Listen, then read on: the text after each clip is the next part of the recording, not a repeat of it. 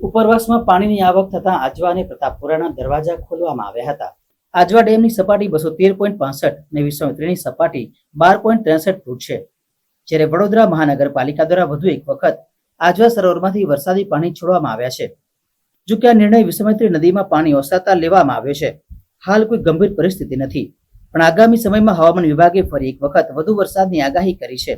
ત્યારે તંત્ર પણ સાબદું બન્યું છે અને પૂર્વ તૈયારીઓ શરૂ કરી દેવામાં આવી છે.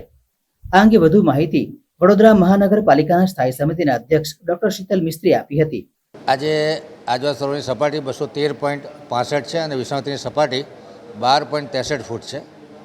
26મી ઓગસ્ટે ભરપૂર વરસાદ આવ્યો, 12 ઇંચ જેટલો વરસાદ પડ્યો અને આજવાની સપાટી 214.85 હતી. અને આજવાનું પાણી અને પ્રતાપપુરાનું પાણી વિશ્વામિત્રીમાં કન્ટિન્યુઅસ છોડવામાં આવતું હતું, કારણ કે 213.85ની ઉપર આજવાના દરવાજા બંધ થઈ શકે એવી કોઈ સિસ્ટમ નથી.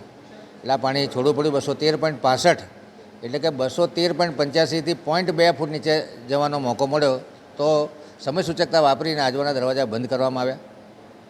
તો પૂર તો આવ્યું, પરંતુ પૂર પણ 37 ફૂટની સપાટી આવ્યું. કદાચ આજવાના દરવાજા બંધ ન કર્યા હોત તો વધુ પૂર આવવાની શક્યતાઓ હતી. એટલે એ વખતે સમય સૂચકતા વાપરી અને 213.65 દરવાજા બંધ કર્યા હતા. હાલમાં છેલ્લા 2-3 દિવસથી વરસાદ નથી અને વિશ્વામિત્રીનું લેવલ પણ ડાઉન થયું છે.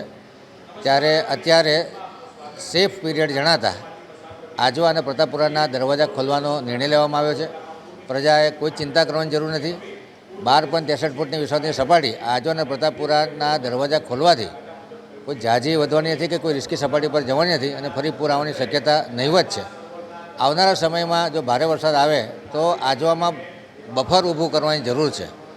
એટલે આજવાની સંગ્રહ કેપેસિટી જો વધુ હોય તો એ વખતે પૂરનું જે પરિસ્થિતિ ઉદ્ભવતી હોય છે એને રોકી શકે.